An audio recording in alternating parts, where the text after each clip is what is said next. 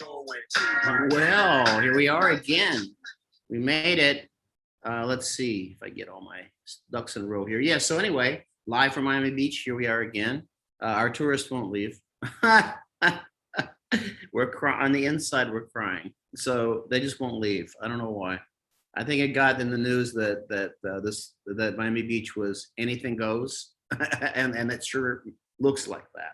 So anyway, we're hoping they'll all kind of get the hell out of town here in the next little bit. So update, I only lost a half a pound this week. I'm really pissed about that. But that's, so I'll do carb cycling, which means that I will change to one meal will just be carbohydrate. And then I'll go back to low carb or zero carb is what I usually do. So 30 pounds down, got another 15 to go. So keep me honest. But I did have to tell you, it's only half a pound. I'm pissed about that. But I do have new jeans and I also have a different shirt. So that's different. But that's not what you came here for. That's just for my updates to you. The next class we have in Palo Alto will be in August. Yeah, carb loading is what it's called, right? And so classrooms open now, which is really good. They're open both here in Miami and there. So that's kind of good. Getting that all streamed back up again. And let's see, the next class we have is going to be July. I forgot the exact date. Well, at the end of it, I'll tell you. But we have some availability in that. So that's going to be live in Miami and also online. We do a lot of that, remote learning. It seems to work out pretty well. And then it does cost a lot. It cuts a lot of cost if you're not going to fly with us. If you're flying with us, it kind of makes sense to come because then you can you fly in the morning, right? So you sort of get that out the system. All right. So today, what I want to talk about is aerodynamics. It's one of those subjects that we've talked about it before, but it's one of those subjects that people struggle with all the time. And the reason people struggle with it, I think, is because they try to complicate it and they try to make it aeronautical engineering. And I'm here to tell you that in the Airplane Flying Handbook and the PHAC, Pilot's Handbook of Aeronautical Knowledge, and every other AC that's put out by the FAA, they're not interested in aeronautical engineering in that side of in a pilot training. Because the whole reason we want to understand about aerodynamics is not to be aeronautical engineers. The reason we want to understand about aerodynamics is to be able to understand what's happening in an airplane and actually be able to anticipate what might be dangerous, counterintuitive. There's a lot of things that are counterintuitive, in particular with aerodynamics. So I had a 15-year-old student named Zach once who was just doing flight training, and that's all they kind of want to do. 15 is kind of all you really want to do, right? You want to do more schoolwork.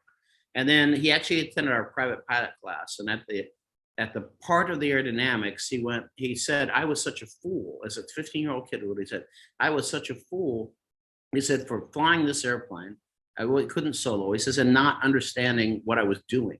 He said, I was just manipulating these controls. I don't know what, I really didn't understand it. He says, and now I understand that certain things I was thinking about even doing might have even been dangerous. Now, this is from a 15-year-old kid, right? Who's quite brilliant, I might add. Goes to USC now. So this is why we want to understand aerodynamics. And we want to understand it in such a way that it can be meaningful to us, meaning that we have to be able to use the principles that are there.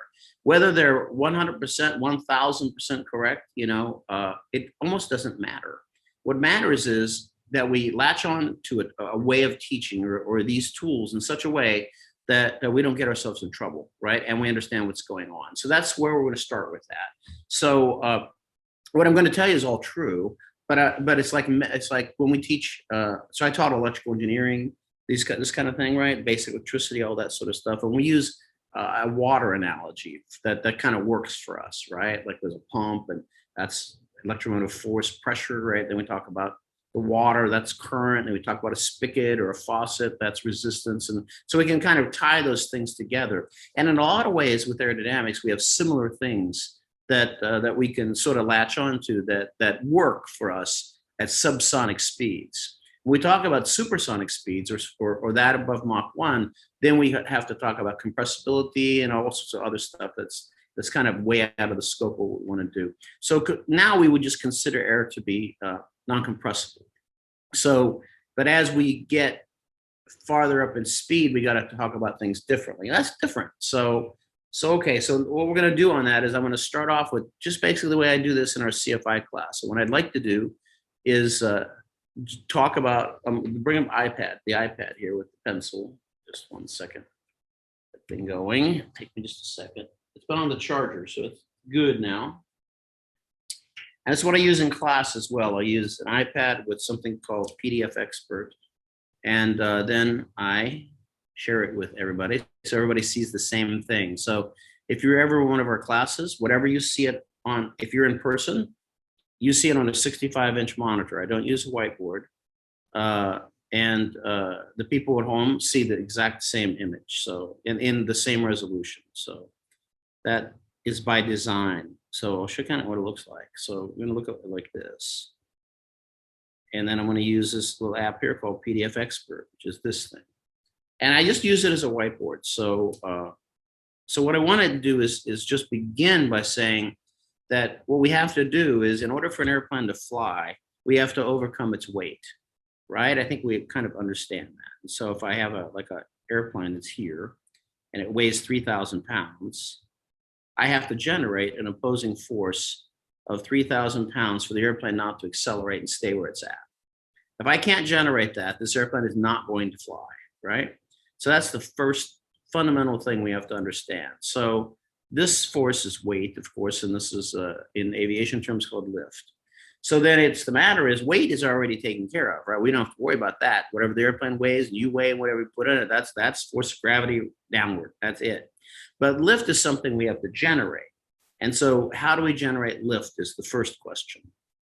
So there are two general forms of doing that. And I'm also going to scare you because I'm going to write the lift equation down, which you're really going to hate. But you'll love it, because if you're a flight instructor, you use it all the time. It simplifies life for you. So I'll show it to you in a little bit. But anyway, so the first thing is we can develop lift by just impact, by pressure. So it means that if you take like a board or your hand out the window of a car like that, and this board is going this way, if it's going that way, then the relative wind that it's experiencing, or the wind in which it's going to encounter, is going to be from this way, the opposite way, in exactly the same way that it's moving. So its flight path, in this case, I would say, if I were like just saying what's its flight path, the flight path of this board is directly across the screen like that, right? But it's tilted up, right? It's not flat. So, but its flight path is that. And the flight path is a very important thing to understand. The flight path is the way something is going, not the way it's pointed. So the relative wind is always opposite to that, which is that black line. So what then happens is, of course, then we generate a force, right? So we get impact pressure into this board, bang, like a snooker board or a pool table, and the angle it comes in and the angle it does, and the reactionary force is that way, right? Which then resolves into two little components. And the first one is some part of that goes up and some part of that goes back, right? So when you stick your hand out the window, it doesn't go straight up, right? If you haven't noticed, right? The flight path is straight because you've got the car moving forward, but your hand actually goes up and it goes back. And if you have enough of that impact pressure or enough force, you can make anything fly. That's how come a toilet can fly if you want it to, a cow can fly, alligator. We had during the hurricane season here a few years ago, there was these alligators, and they're not around here. You come to Miami looking for an alligator, you're not going to find one. You find iguanas, but you don't find alligators. Why? There's not enough food here. They need a lot of food. So anyway, all of a sudden people find alligator in their backyard. Like, what in the hell is going on? Well, the alligator got picked up and got moved over from somewhere because of this effect, right? It didn't generate lift on Bernoulli. It generated lift on impact pressure. So this is the first thing we can do. And this explains why a symmetrical airfoil, one that doesn't have it has cambers equal on both sides, can actually work. So the other way we can generate lift is by principle, right? And it's just this. So back in the day, remember that in Europe, in the 1600s, 1700s, only the rich kids went to college, right? Because they didn't have anything else to do. So they said, "Oh, you go off and go to college, right? We'll pay for all that. Family got a billion, whatever, or something. We go think." And so the Bernoullis were one of those, the Gausses, all Euclid, all these, all they had to do was just think. And so they went to college and they thought. Michael Faraday comes to mind, a bunch of people. And so so Bernoulli there was a bunch of them. The Swiss one, the Swiss Bernoulli, was the one that we tend to associate with something called Bernoulli's principle, which is an observation he made. And we use it in aviation. I'm going to show you how it works here in just a second, along with a cool little app that you can buy. And for those of you who go to the app store and you see something that costs like $5 and you freak out, stop doing that, right? It's really, $5 isn't a lot of money. $10 isn't a lot of money. If it is, you're in the wrong business. This aviation stuff will bring you to your knees. So, when you go, if it looks like it's a good tool, and I'll also show you at some point, I've already shown the previous power hour, the stuff that we actually use. But when you go to the App Store and you're looking for this product, it's going to be called Wind Tunnel Pro, and not the free version. That one doesn't do anything. You want the paid version, but it'll actually show it to you. But let's take a look. So I'm going to draw a cylinder here, right? Let's do that. That thing going. Hello. So this is just a tube, garden hose. I don't know which one I call it, whatever it is.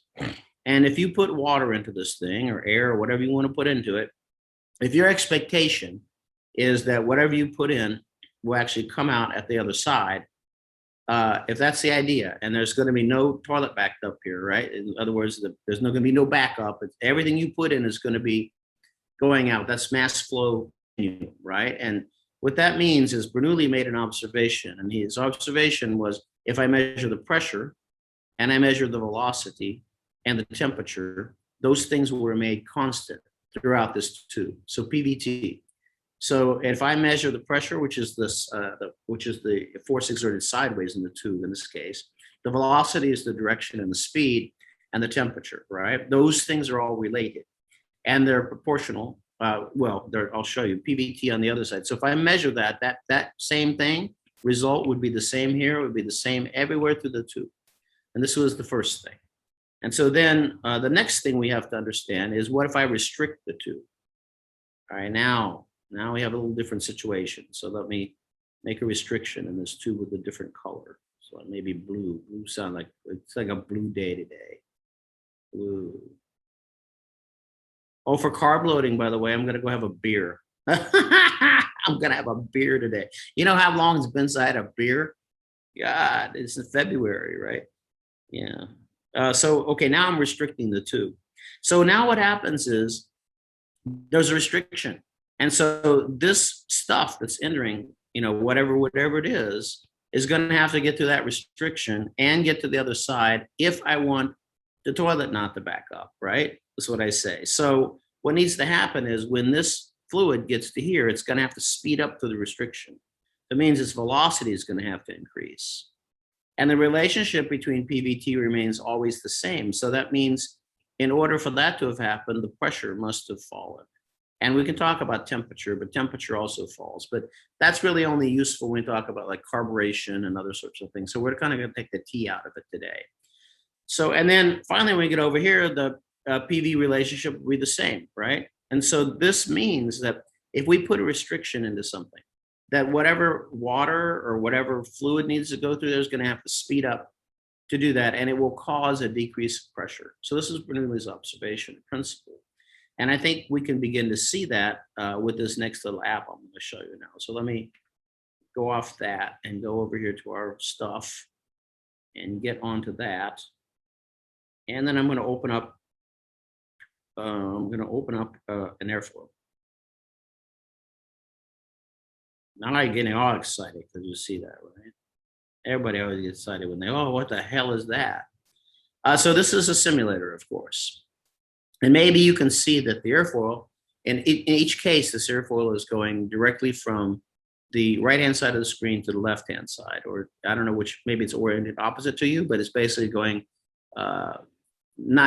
perpendicular to the top of the screen, right? It's going that way. And you can see that the air on the top is actually traveling faster than the air on the bottom. And the reason it's doing that is because it has a longer path, right? And so if I were to go back to my drawing, then after you can kind of see this is happening, what happens if I could just make the hump steeper? So you see that this airfoil has something called camber, right? So camber is the curvature of the wing. So it's on the bottom, it's kind of flat, but on the top, it's kind of curved, right? And it's that way for a reason. And the Cessna, Piper, all they use a cambered airfoil. Some aerobatic airplanes, like the Pitts, they don't have any camber. They're the same on both sides. So the air would not flow any differently on top of the wing. So that's why it flies equally good upside down. Whereas this airfoil is not going to fly very good upside down because it's going to want to generate lift downward now. So with this speed, with the air going over the top of the wing, it generates more low pressure on top of the wing than it does in the bottom.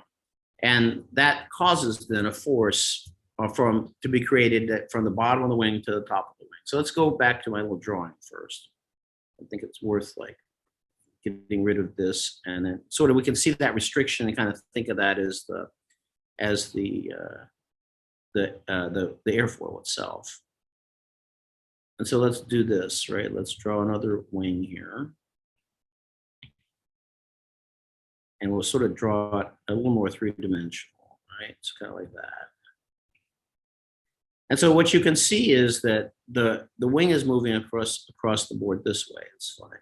And the air is then going across the board, across this wing like this. And it's moving at a faster speed than the bottom. Well, you can't see that. What happened there? Let me reshare this. Give me 1 second.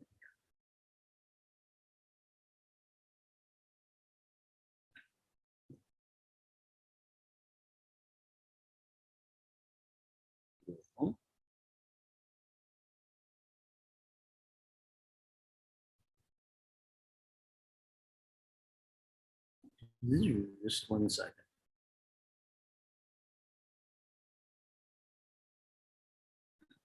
And while we're at it, we're reformatting all of our documents, and they're kind of, if you have CFI Gold or whatever, they kind of look like this now. So we're in the business of doing all that.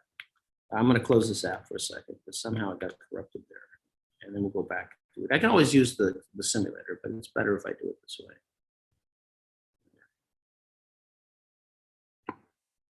Let's see if that will work.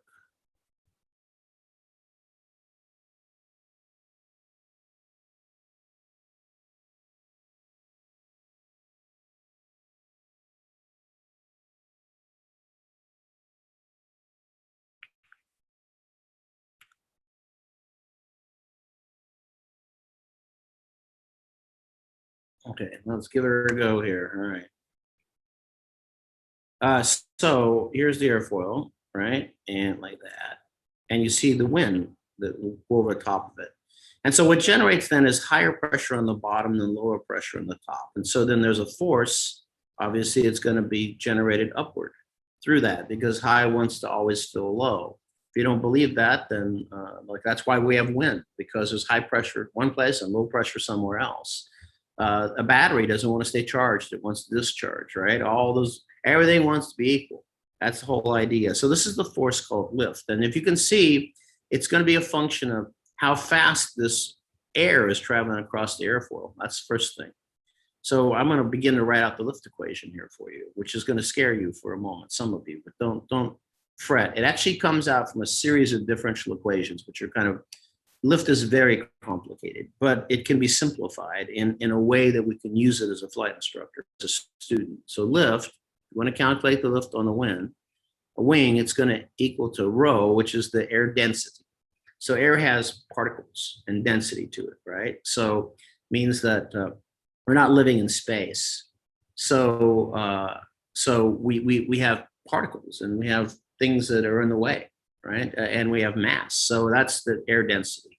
And as we go higher, we get less and less dense. So the higher we go, the less density we have to work with. Therefore, lift is going to be harder to create, right? So we have that. And then we also have the square of the speed. So that's the speed multiplied by itself. So that's a very efficient way of generating lift. The faster we can move air across the top of this wing, the more lift we get, and we get it quickly, right? And then we have the surface area of the wing, how big the wing is. Like you can see in my example here, this kind of a fat wing, you know, it's kind of biggish wing, and the bigger I make it, the more lift I get out of it. There's consequence of that, which we'll say in a second. And finally, there's this other thing called CL. It's called coefficient of lift. And what it has to do with is two things. The first thing is the actual design of the airfoil.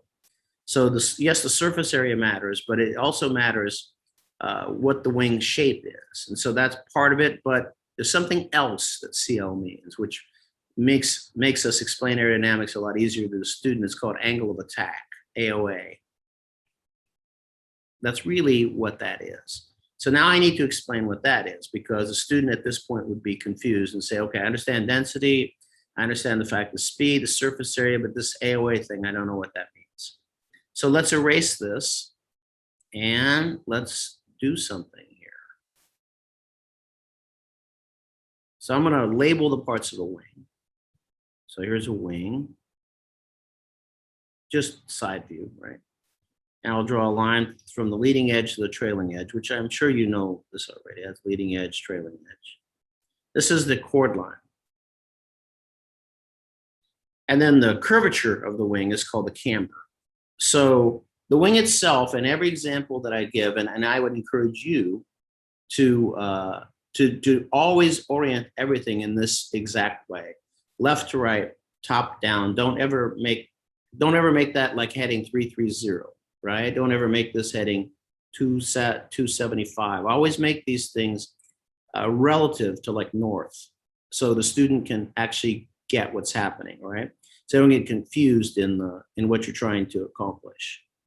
So let's get rid of this thing, and we'll go back to a pin. So the wing in all cases is going this way, right? Every case. It's just tilted a little bit.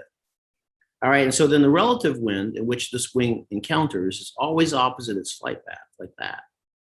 So exactly opposite. So if I tilt the wing up more, if I decide to make the wing, I'm going to make the wing now more tilted, like that, angled up more. Then it's still going which way? It's still going always in our example that way. So relative wind is always going to be opposite the flight path. And so now what I hope you see is that this is actually the angle of attack. The angle between the relative wind, its flight path, and the chord line. And in this case, you can see that the air is going to have to go across the top of the wing. I did it again. Yeah.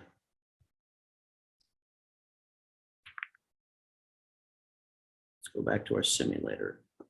So the air is going to have to go across the top of the wing, right? And when it does so, if I were increasing the angle of attack and the airfoil is still going the same direction, look at the lift number that's down here. It's increasing. And it's increasing because I'm making the hump steeper, right? I'm actually making the path by which the air has to flow over top longer. And I can continue to do that. And so the relationship then, if I were to, I'll just go a little further. We can do that only to a point though, because what will happen is we'll get to a point where the air can't attach to the wing anymore. You can kind of see it happening a little bit off the back. You can kind of see that starting to burble back there. And this is the beginning of an aerodynamic stall, which at some point the air won't be able to attach and we won't be able to generate any more lift by angle of attack. That'll be the end of it.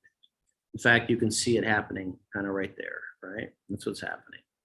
So now the airplane lift goes really, really, really down. So the only way for us to fix that is to change angle of attack, lower it, basically what it is. All right. So let me go back to our image here.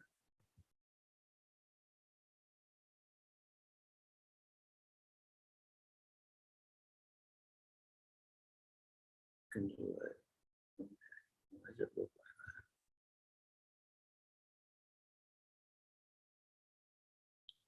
So that in essence is how we can generate lift. But so that's that part. Now I want to talk about something else called drag. Drag's a pain, right? Because we have an atmosphere. So this is XY axis, by the way. I'm just going to put drag over here. I'm going to put speed here. And I just like to use simple terms because I find that students, if you say true airspeed or you say or whatever you put, I think that they get confused in the terminology when we're just trying to explain something. No, it's not available only on the App Store. So it's $10. Plunk it down, get it, you need it. Okay, so anyway, there's that. So I like to use simple terms. So let's talk about this. So the way I like to describe drag is in words, right? So I want you to think about your car, and I want you to think about driving your car, and as you want to go faster, you push down on your accelerator, right? And as you do that, what you're doing is you're causing the car to move forward or back, whichever way you're going. But all those air particles that are out there that you can't see are in your way. And your car has to occupy that same space. It's got to move all that shit out of the way for you to be able to be in that new place. It's the same thing if you were chest high in a swimming pool and you're trying to run in a swimming pool. Well, that's going to be hard for you to do because you've got to displace all the water that's in your way to be in the space where you want to be, because there's water there now. So that's even a more viscous, even a more dense atmosphere, right? So the idea is the faster you go, the more of these particles you got to move out of the way. And there'll be a point at which you don't have enough energy in your body, or you don't have enough muscle power, or you don't have enough horsepower, or you don't have enough thrust, nice word, to overcome that drag, right? You can't go any faster. And that's as fast as you can go, right? And so the other way of thinking about this is that, energy can't be created nor destroyed, right? That's the basic concept. So when your body or your car has energy, and when you impart, you're banging into these molecules or these particles that are out there, you're imparting that energy into those molecules or those particles. You're taking some of your energy and you're giving it to them that had none before. And so then they can move out of the way, preferably, right? That's the idea. So then from here, you should be able to get the idea that the more streamlined we could make something, the less of that we'd have to worry about. So if we could make a razor thin wing, then wow, we could go pretty fast, maybe generate a lot of lift and not a lot of drag, because the surface area, that the number of particles that we have to move out of the way ain't so much, right? And so, yeah, there are design compromises there. There are design compromises that have to do with, the structure of the wing and various things, but that's the idea. So, and you can also imagine that we have to have a propeller. We have to have, some airplanes need struts. Some airplanes got to have a place to put the engine. So there's a big nacelle on the front, you're cowling, right? And you've got to have pieces to make the airplane fly. So all those things are going to encounter these particles. And the faster you go, the more of it you get. So it basically means that if this is zero drag, basically means that the faster I go, the more drag I get. And it goes up at the square of your speed. Now, does that really matter? No, you can just put the line down and say it just goes up. The faster you go, the more it goes.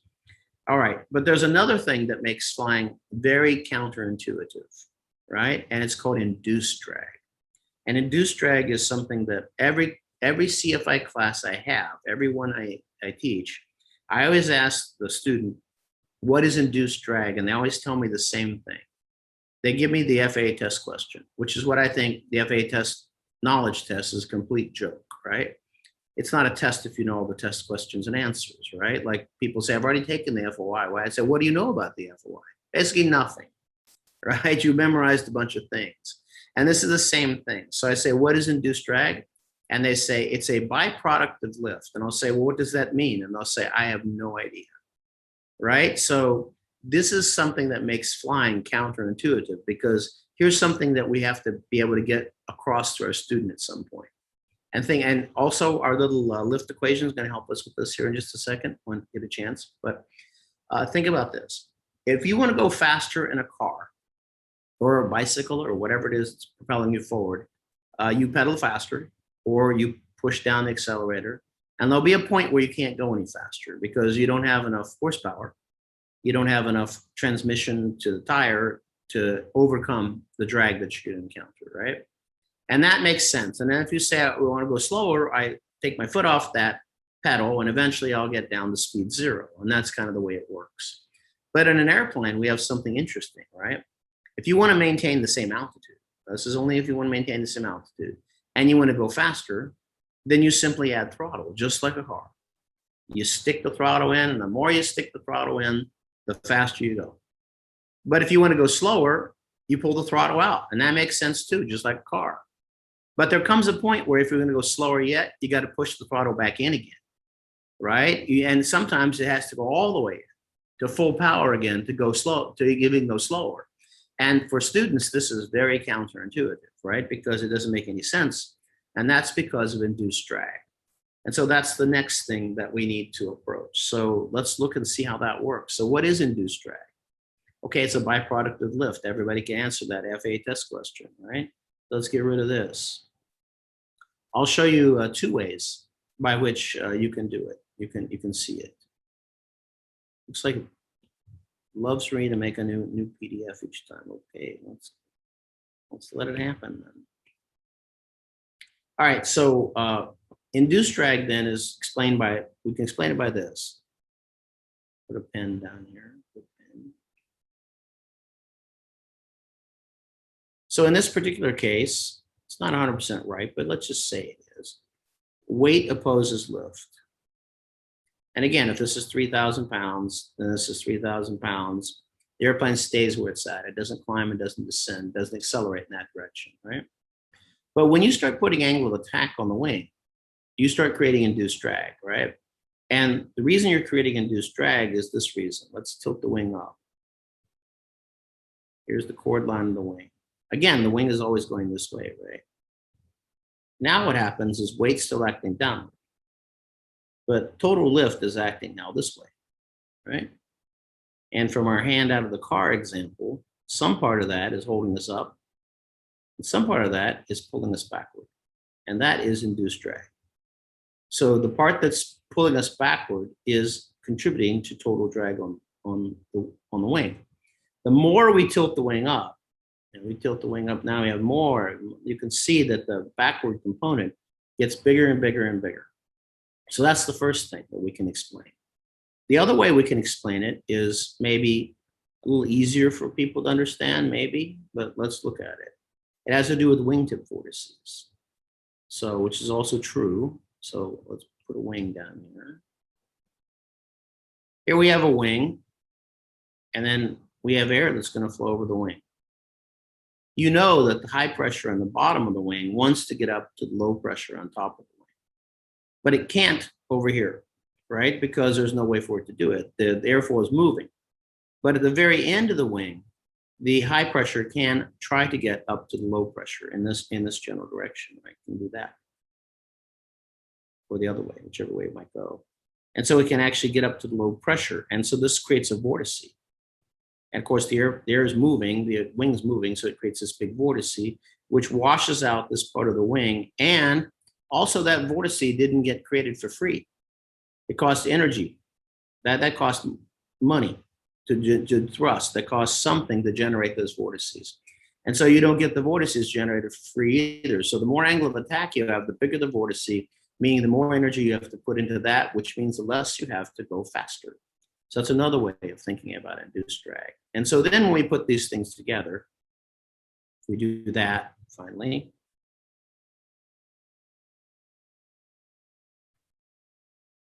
Let's do that. Let's put them together. Then we should have a curve that looks like this. Speed, drag. And if we combine, so that means that the faster we go, the less induced drag we have because the angle of attack is low, right? But as we have to increase the hump and tilt that lift vector back, then it's going to go like that until we get to the stalling speed. So when we add these two things together, then we end up with a curve that kind of looks like this. It looks like just a green line right there. So it's interesting how it isn't like my eraser on the app today, but so I just make a new one each time. So that's our new curve, and so let's look at it now because I want to put some features on it. So speed, and there's drag. And so the overall curve now looks like that. Right? And so you can see there's a point where we have minimum drag, it's right there. That's the point where we have the lowest amount of drag. So But we also now can kind of modify this a little bit because we haven't talked about thrust, but we can put that instead of drag over here on the side, we can sort of erase that. And we can just say, this is the percentage of power that we have available out of the engine. This is 100%. That's 100. This is like 40%. I don't know, something like that. And of course, we do have a propeller, and the propeller will allow us to generate some amount of power or thrust here on this side, or power if we'll talk about the other one. But so this is, if I label this, this is the power available,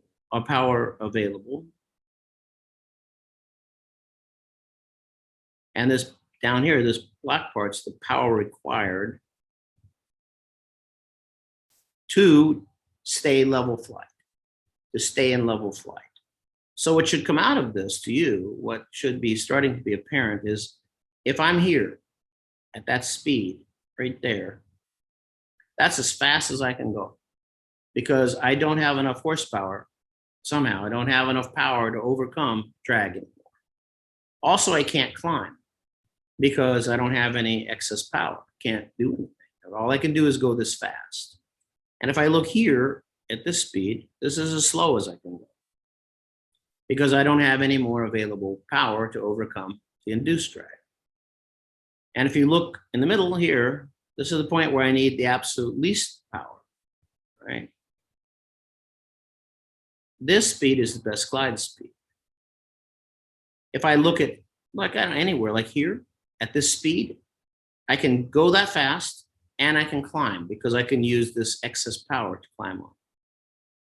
And if I then finally look this whole curve and I say, what's the biggest gap between the power that I need and the power that I have available, that's the best rate of climb speed because that will give me, I have the most power so I can climb, right?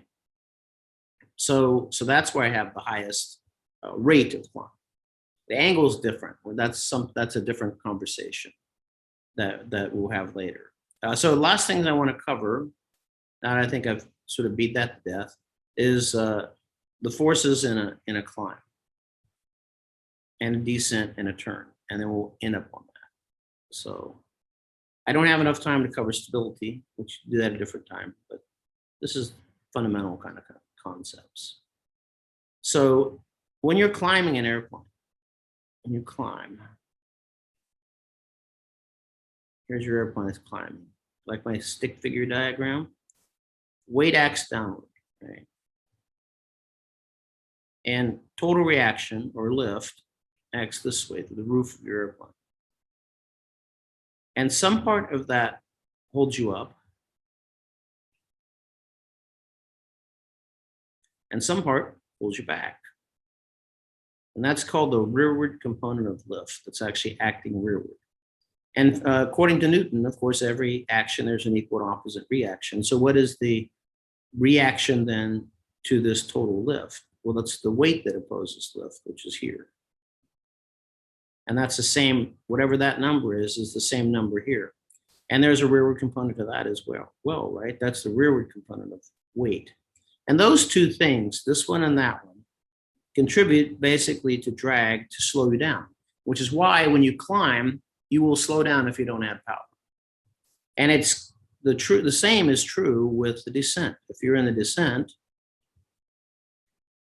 weight's still acting downward, but now there's a component of lift that's acting straight to the window or to the top of your roof. It's like that.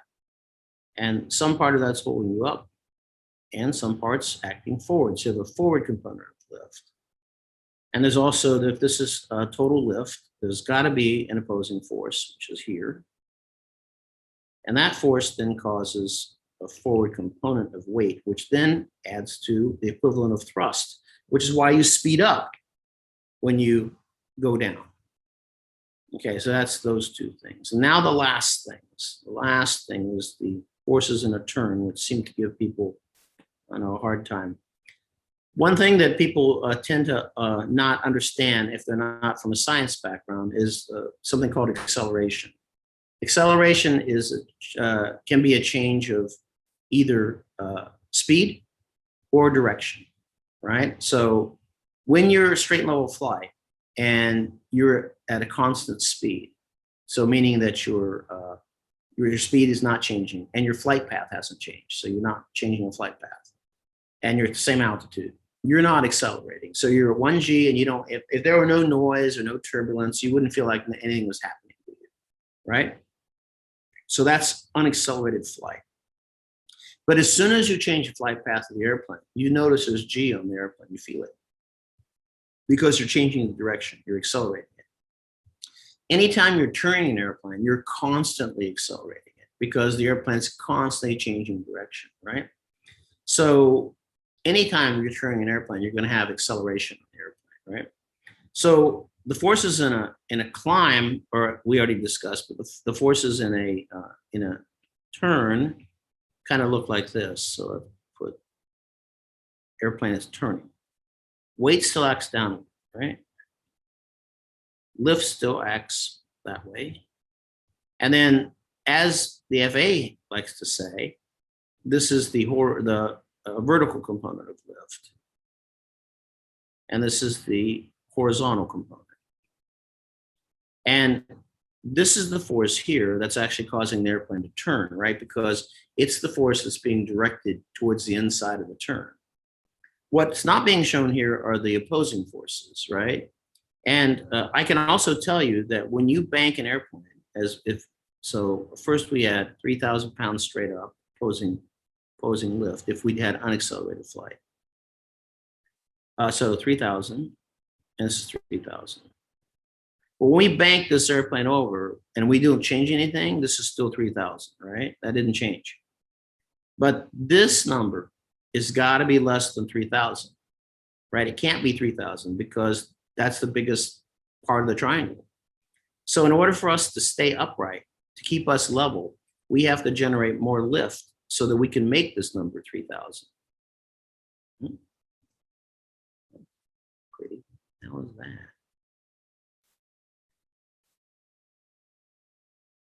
So we have to be able to make that number 3,000. And so, oh yeah, so let's do that. You won't see that.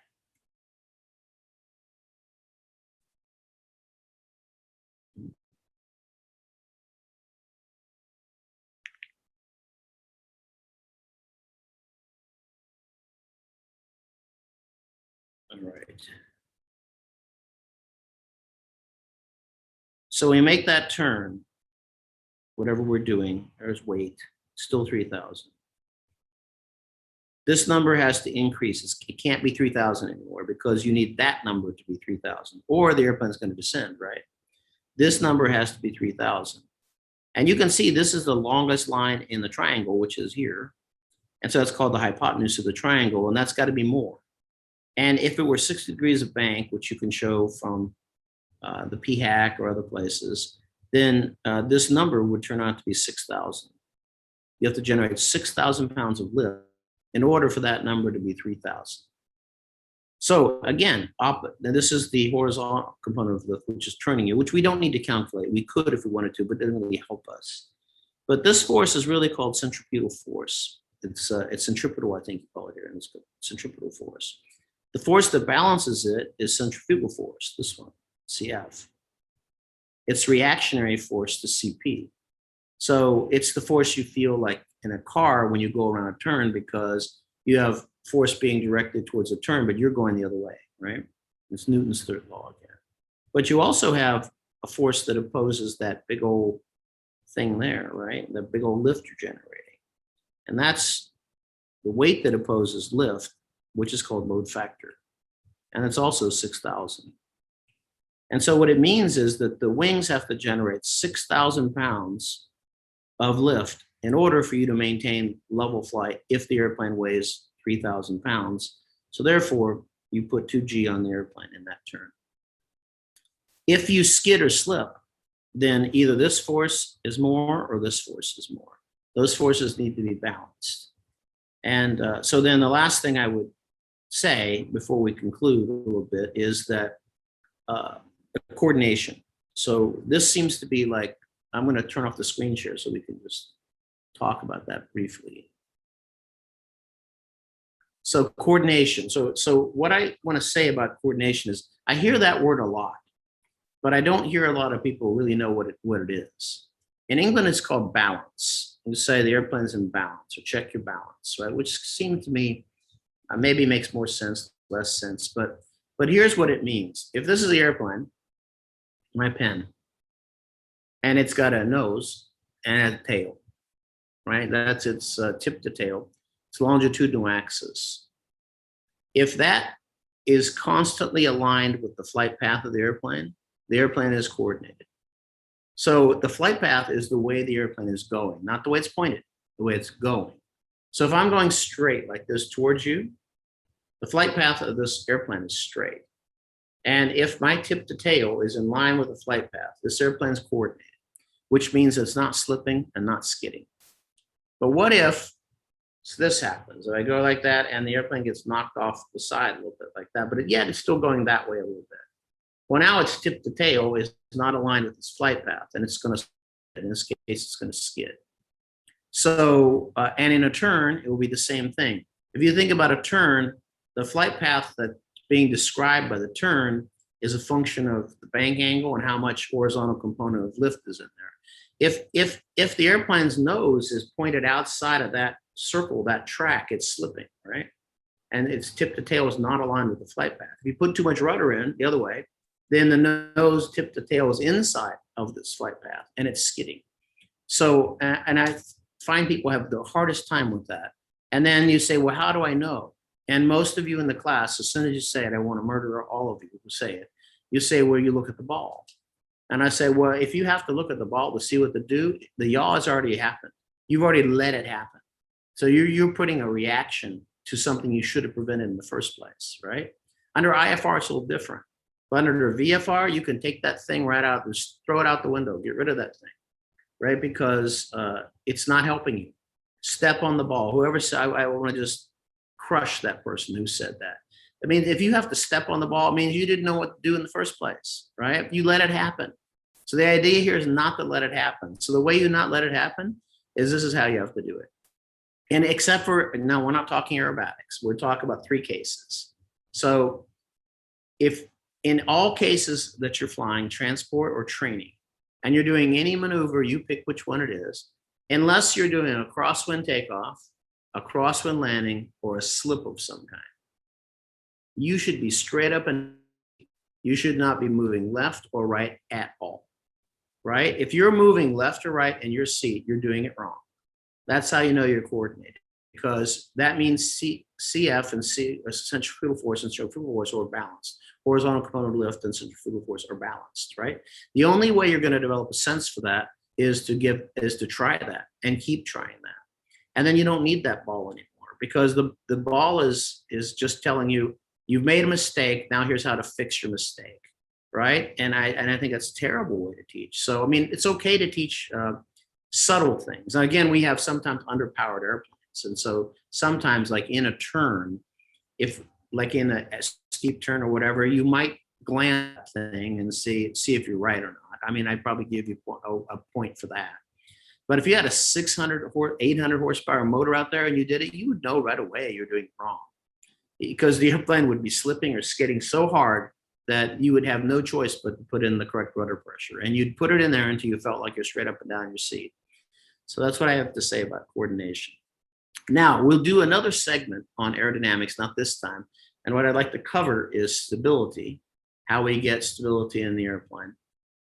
And we're going to talk about some of the other VA and how it changes with weight, why it changes with weight, and a few things like that. You're going to get you get something from Nick. He's going to send you a document. It's usually an outline, but it will send you a document about Teach, Brief, Fly, which is our thing, which we have now. Also some course information and whatnot. And I think that's kind of like what I needed to say about it. I hope that it educated you. It gave you some insight into aerodynamics and gave you a way to simplify it to the extent that you can.